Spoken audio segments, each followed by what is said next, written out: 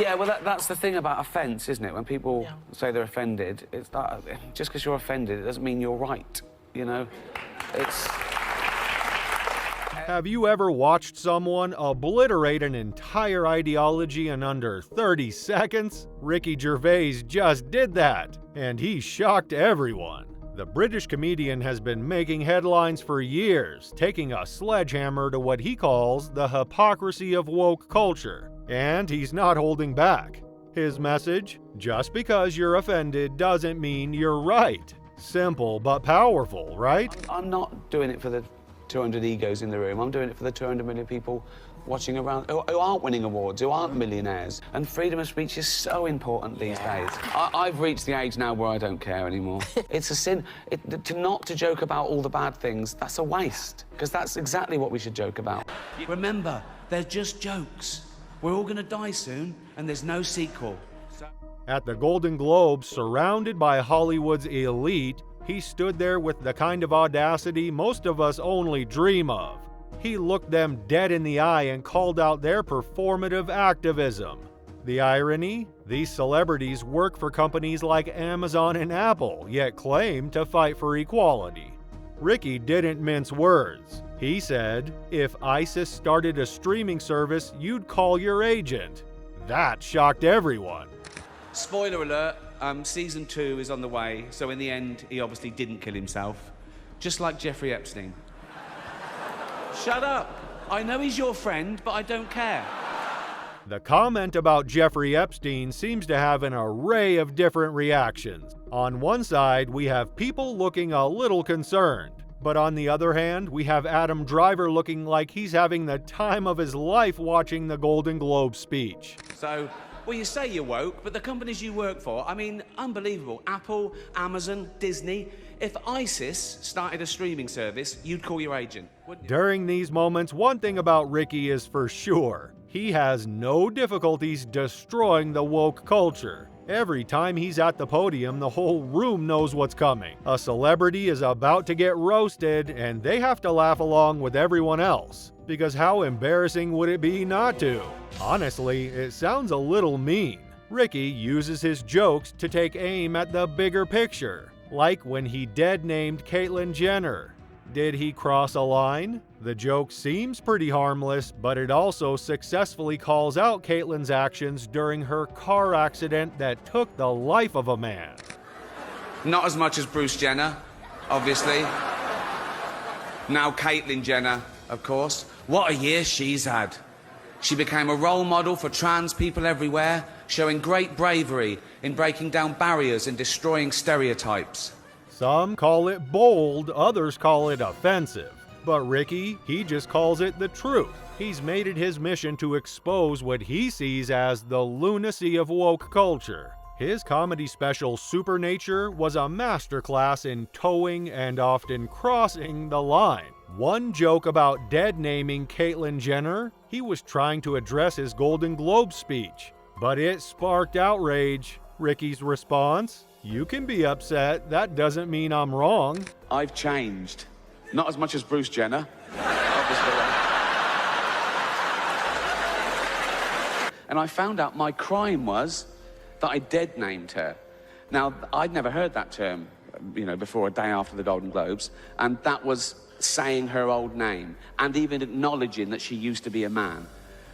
But she did. Many talented people of colour were snubbed in major categories. Unfortunately, there's nothing we can do about that. The Hollywood foreign press are all very, very racist. So, 5th time. Here's the kicker. Gervais doesn't just target individuals, he goes after the entire system. He questions the logic behind the rules of comedy itself. Woke critics demand that comedians punch up, never down. His response? Sometimes you gotta punch down. Laying down the law, right? And it's all stuff like, comedy should punch up. You should never punch down. You should never punch down. Sometimes you've got to punch down. Like, if you're beating up a disabled toddler.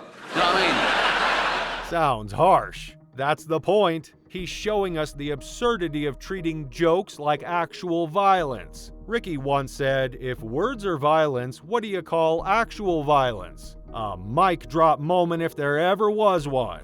You had to make your own way here in your own plane, didn't you?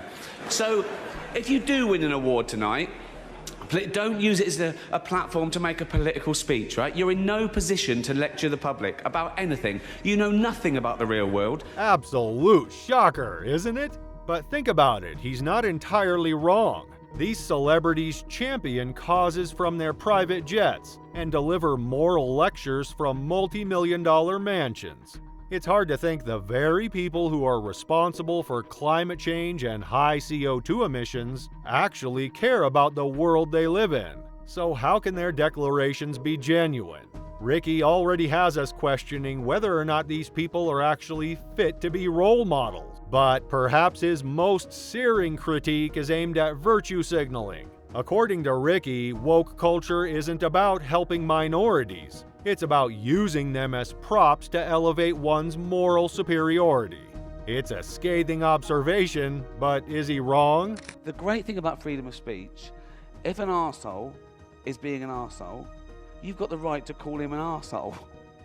It's great.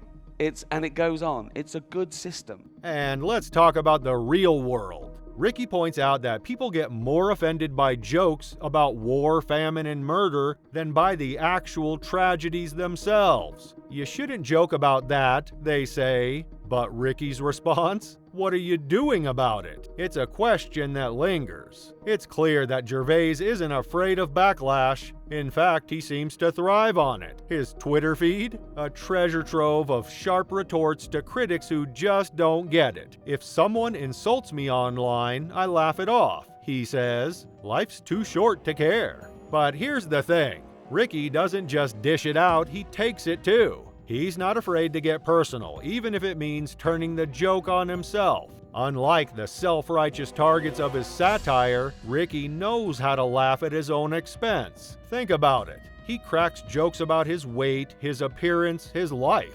Does he spiral into outrage or demand apologies? Nope. He laughs along, shrugs it off, and moves on. It was so embarrassing.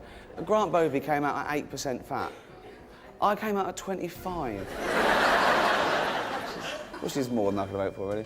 But you know what? Rick Waller came out 60% fat. I looked that up. That is the same percentage fat as a pork scratching. Sarcasm is his weapon of choice, and in Ricky's world, no one is off limits, not even himself. That's the genius of it. How do you cancel someone who refuses to take themselves too seriously? You can't.